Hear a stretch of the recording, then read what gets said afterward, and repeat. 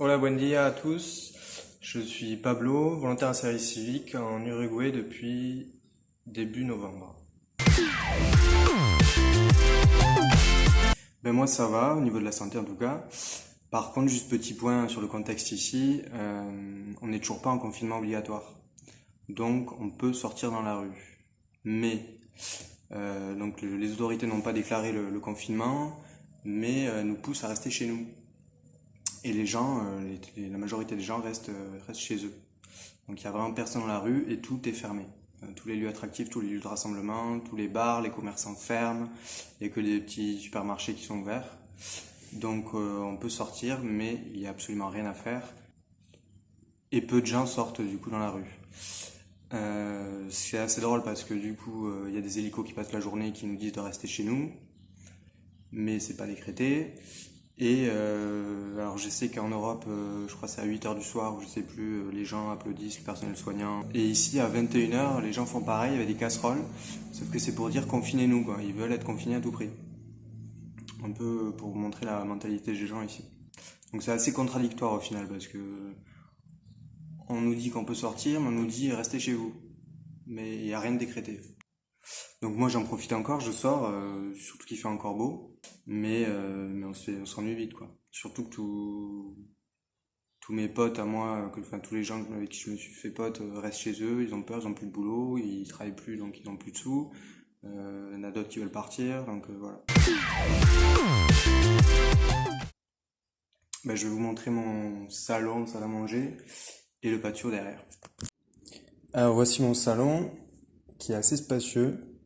Je suis super content d'avoir trouvé cette maison par bouche à oreille, de vivre ici. Et ça c'est la cuisine, qui est mignonne. Faut savoir qu'on est 4 en coloc ici, mais pour l'instant on n'est plus que 2. Il y en a un qui est parti sur la côte et l'autre se confiné chez sa copine carrément. J'essaie de faire les deux, même s'il y en a un qui est beaucoup plus facile à faire que l'autre. Grasse mat c'est sûr, je la fais au moins jusqu'à 10 heures, qui pour moi c'est pas une grasse mat, ça veut dire midi. Et sport, je suis allé courir 2-3 fois. Ma dernière sortie, il y a 2 jours, avec mon coloc, il faisait super beau, on a craqué. On est allé sur un terrain de foot pas loin ici dans le quartier, au bord de la Rambla, on a joué au frisbee. Et il n'y avait personne, donc c'était plutôt agréable.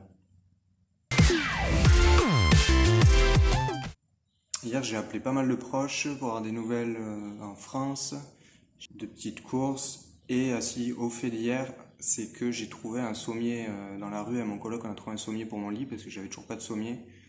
J'ai changé de matelas, enfin bref. Bon, j'ai trouvé un sommier double et je suis très content. Faut juste que je le répare d'abord. Le meilleur repas qu'on a fait, c'est pareil, il y a 2 jours, on s'est acheté un poulet à mon coloc. On s'est fait un poulet au four avec des légumes. Patates, oignons rouges, carottes, poivrons et patates douces. Moi, ce qui est sympa, c'est qu'on est obligé de cuisiner maintenant. Bon, je cuisinais déjà pas mal avant, mais du coup, vu qu'il y a tout qui est fermé, le soir, tu peux pas dire, bah allez, je vais acheter 3 empanadas et j'ai pas envie de cuisiner ce soir. Et là, tu peux plus parce que tout est fermé. Donc plutôt, ça c'est le point positif. Mais je vais dire plutôt bouquin, même si, enfin déjà, je déteste Facebook, je déteste les réseaux sociaux, donc j'ai un compte évidemment, mais je m'en sers pas du tout, j'y vais jamais. Donc voilà, pas Facebook c'est sûr. Et bouquins, j'essaie de lire, mais j'ai beaucoup de mal en ce moment. Mais j'ai toujours 2 bouquins à côté de moi. Et je les ouvre pas tous les jours. Alors si confinement obligatoire, et je pense qu'il va arriver, hein, dès qu'il y aura des morts ici, je pense qu'ils vont commencer à confiner les gens. On a un toit terrasse avec un petit peu de terre, et du coup je me dis pour m'occuper, planter des plantes et voilà, occuper un peu tous les jours. Sinon, pour moi, ma situation personnelle, vu que l'éducation nationale uruguayenne a fermé les écoles, de toute façon, moi je travaille plus depuis 2 semaines maintenant. Du coup, ma mission est en suspens. Et donc, à voir l'évolution de la situation. Si on est confiné 4 mois, je vais pas rester ici 4 mois, je pense. Enfin, je vais essayer de revenir en France. Mais enfin voilà, donc à voir. Et puis même si je veux rentrer, je rentre pas comme ça. C'est hyper cher. Il y a très peu de vols, c'est en négociation tout le temps, l'ambassade, aussi surtout l'ambassade espagnole qui négocie des vols pour rapatriement sur Madrid, sauf qu'à partir de Madrid, il faut se débrouiller, donc c'est sympa. Surtout vu le bordel que c'est en Espagne, ça donne pas envie de passer par Madrid. Et c'est hyper cher, c'est 1500, 2000 euros le billet juste pour le retour, quoi.